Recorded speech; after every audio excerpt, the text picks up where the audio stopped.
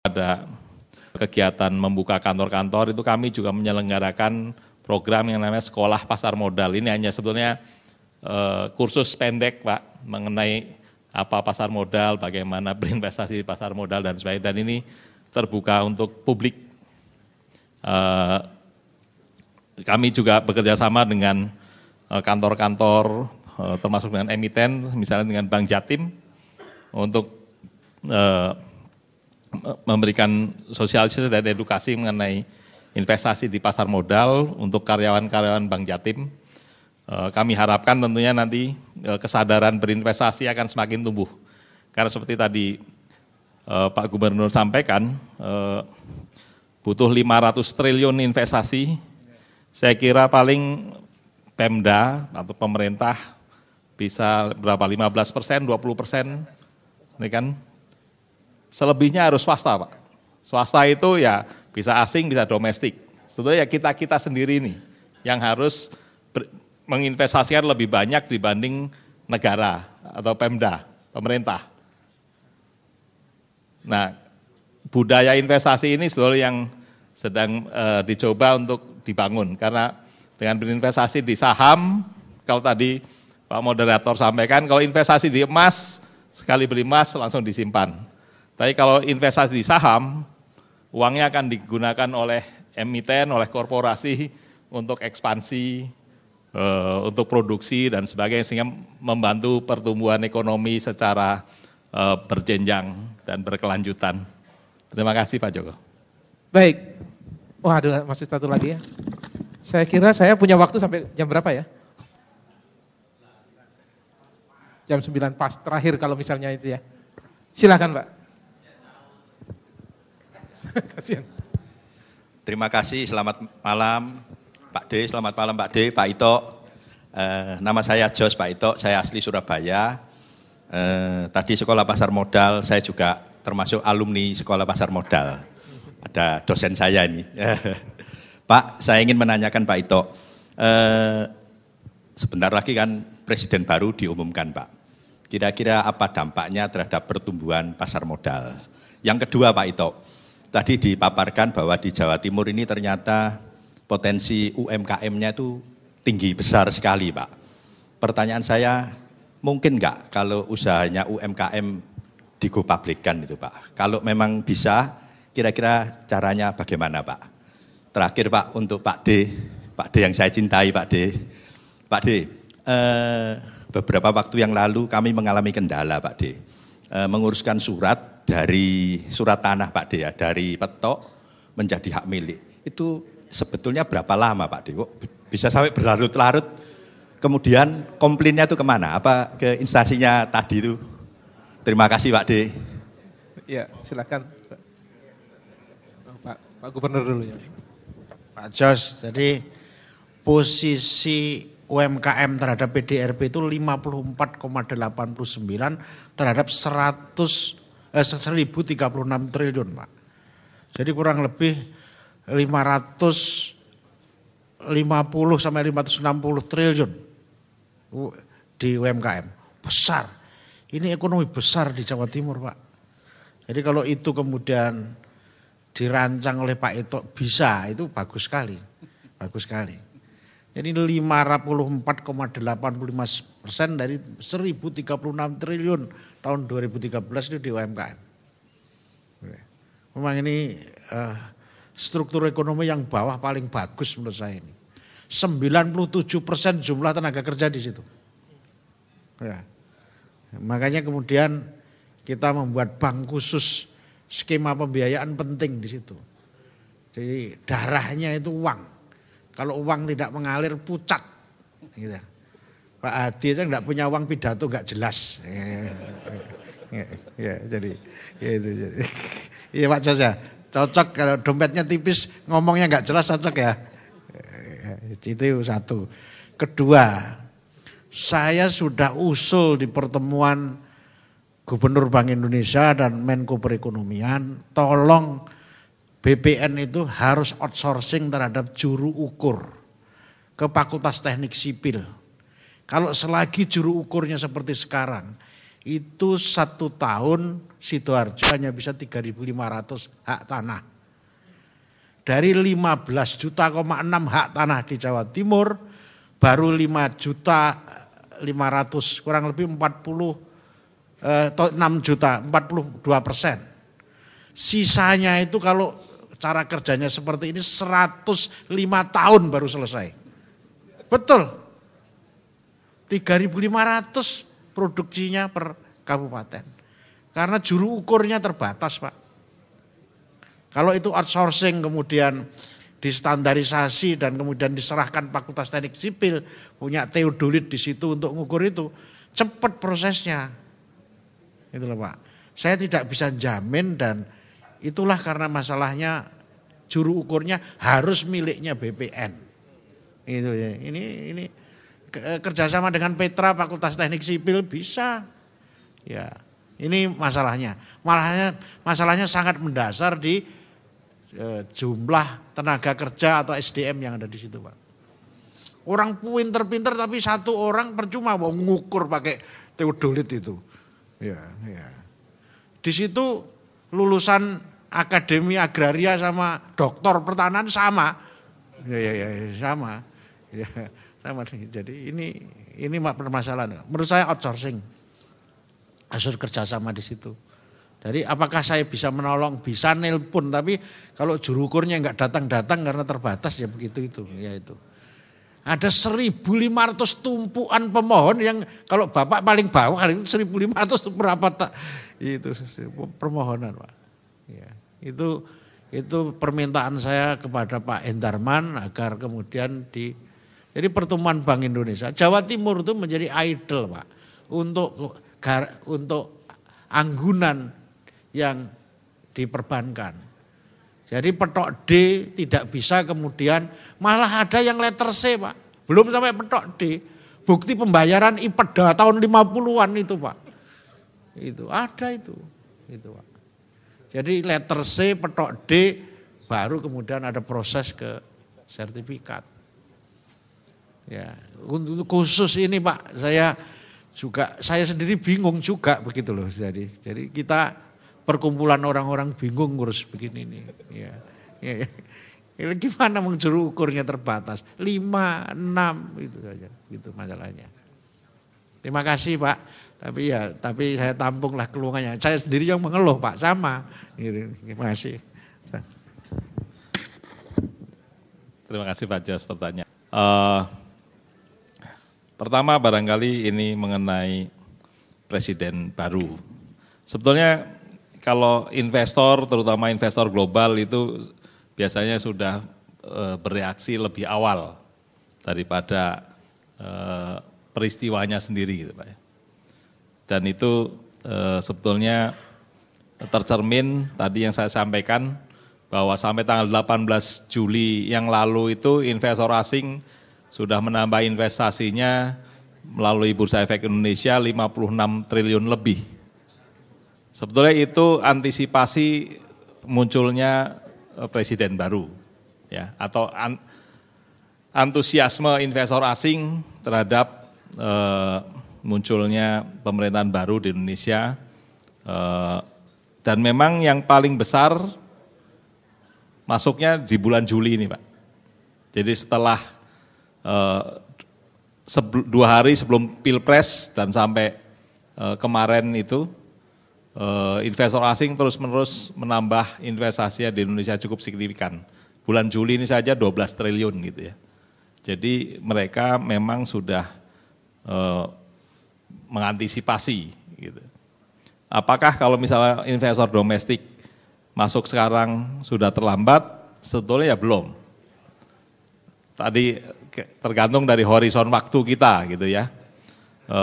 Kalau horizon waktu kita jangka panjang, sebetulnya pemerintahan mendatang, walaupun Pak Menteri Keuangan Khatib Basri kan menyatakan pemerintah mendatang mewarisi ekonomi yang rapuh. Betul memang, ekonomi kita sebetulnya saat ini cukup rapuh, sudah sejak bulan Mei tahun lalu sebetulnya, di mana defisit neraca perdagangannya melebar, jadi tidak seperti Jawa Timur yang surplus, Indonesia lebih banyak impor daripada mengekspor. Salah satu komponen impor yang paling tinggi ya BBM gitu ya. Nah, tetapi itu biar urusan pemerintah pusat. Tetapi Indonesia tetap akan menjadi destinasi investasi bagi investor global. Itu tercermin dari yang tadi, investor asing tetap memasukkan uang ke sini. Apakah mereka nggak takut? Ya, mereka punya penuh perhitungan. Selama ini dari tahun 2006 baru tahun 2013 yang lalu mereka lebih banyak menjual daripada membeli. Karena mereka kaget dengan situasi Indonesia yang tiba-tiba defisit neraca perdagangannya melebar, cukup sangat lebar ya. Kalau defisit transaksi berjalan, Indonesia sudah cukup sering mengalaminya, tetapi selalu bisa dikelola. Tapi defisit neraca perdagangan, selisih antara ekspor dengan impor itu yang sebetulnya mengkhawatirkan investor asing. Tetapi mereka melihat harapan baru terhadap pemerintah baru sehingga tadi mereka berani menambah investasinya lebih tinggi daripada tahun-tahun sebelumnya malahan. Tetapi kalau Bapak tanya apakah Bursa Efek Indonesia punya proyeksi berapa indeks akhir tahun, kami tidak membuatnya. Karena tentunya Bursa Efek Indonesia tidak boleh membuat proyeksi seperti itu, nanti dianggap menyesatkan investor.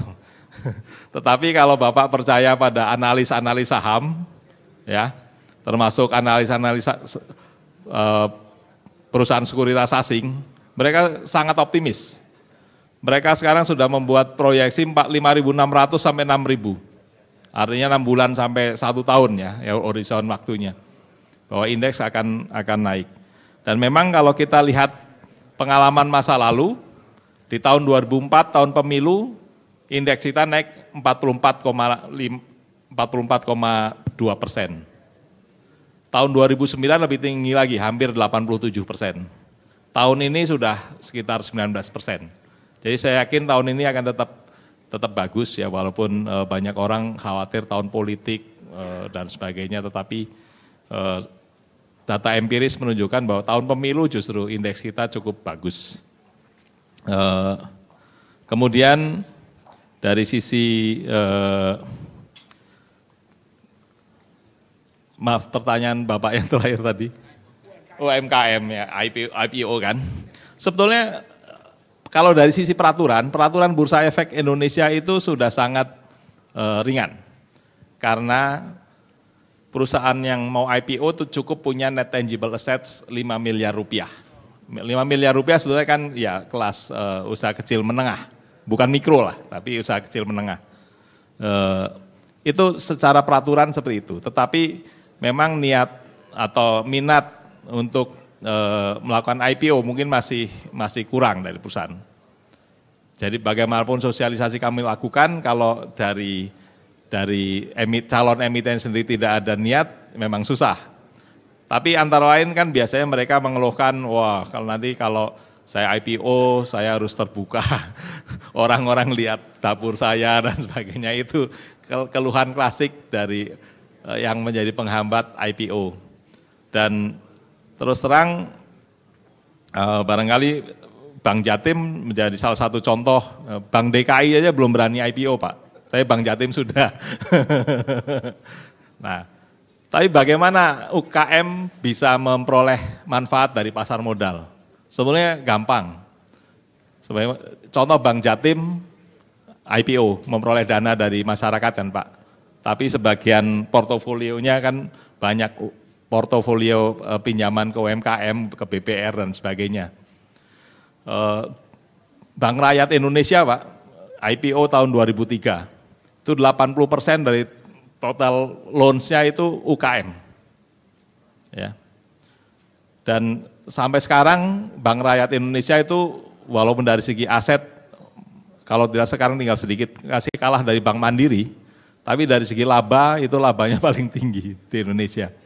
Ya, dan itu mengurusi bisnis UKM, 80% portofolio pinjamannya itu ke sektor UKM. Jadi sebetulnya UKM tetap memperoleh manfaat dari pasar modal walaupun tidak secara langsung mereka sendiri go public ya. Banyak sekali kendalanya, lebih banyak kendala mental daripada kendala teknis. Terima kasih.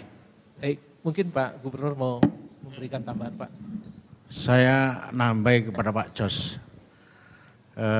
Saya yakin betul karena data historisnya tadi sudah disampaikan bahwa kalau kita matang berdemokrasi, kemudian itu tidak terganggu, apa presidennya lama atau baru itu jalan terus.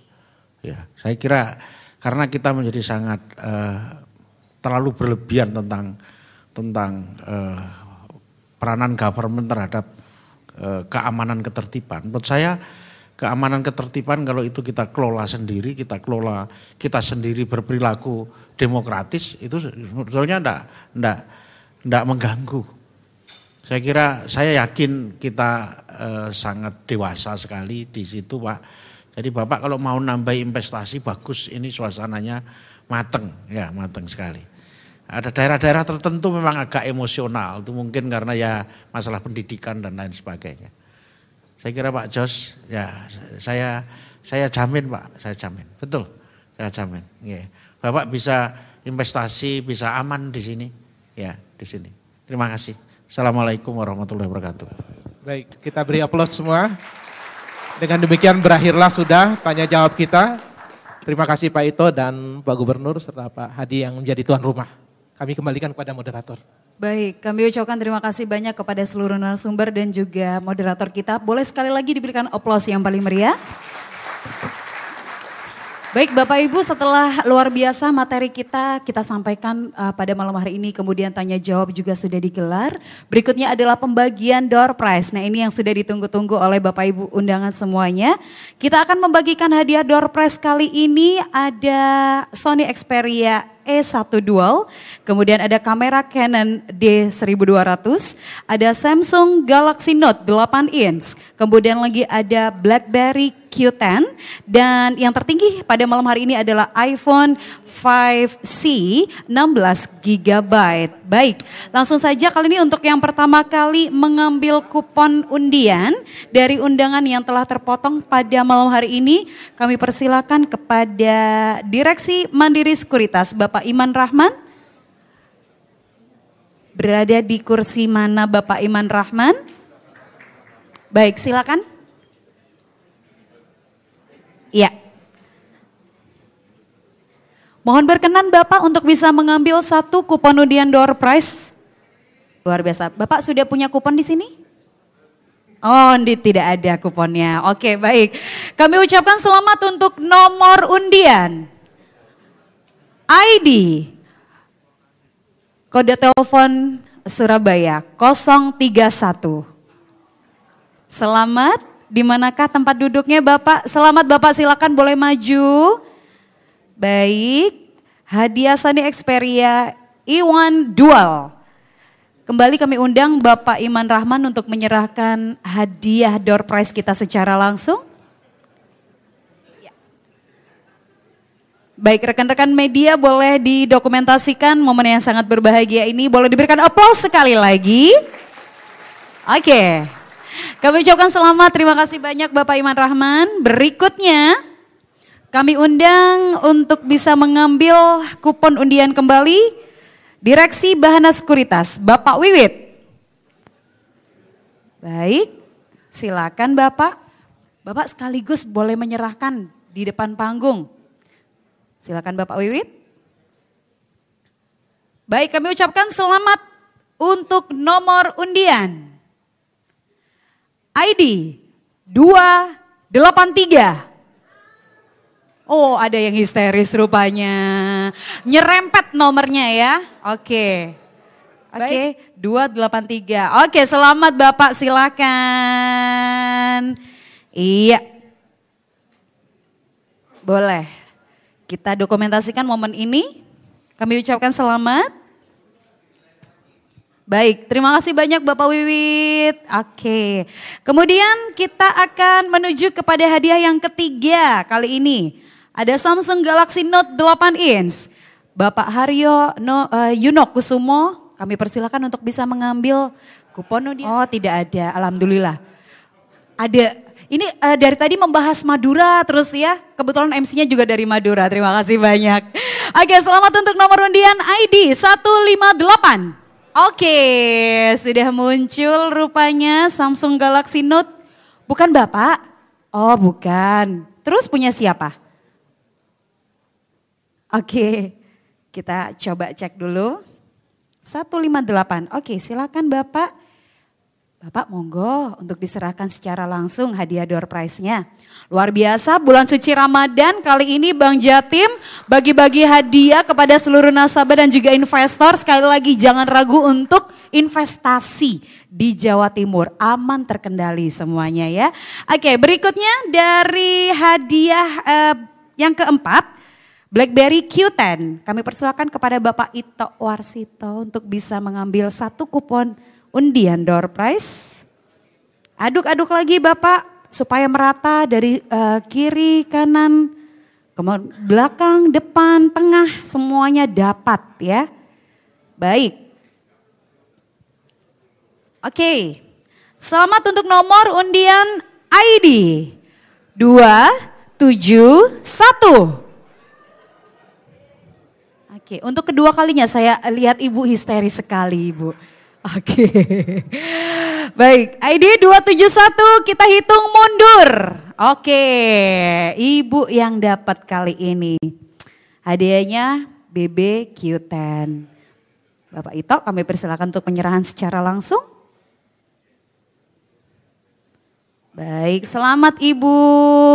Iya, luar biasa ya. Terima kasih berkenan hadir malam hari ini. Berikutnya, hadiah utama kita iPhone 5C 16 GB. Pak D, monggo.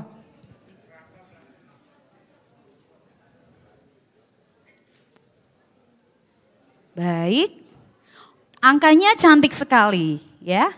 Selamat untuk nomor undian. Yang di belakangnya angkanya 0, boleh berdiri.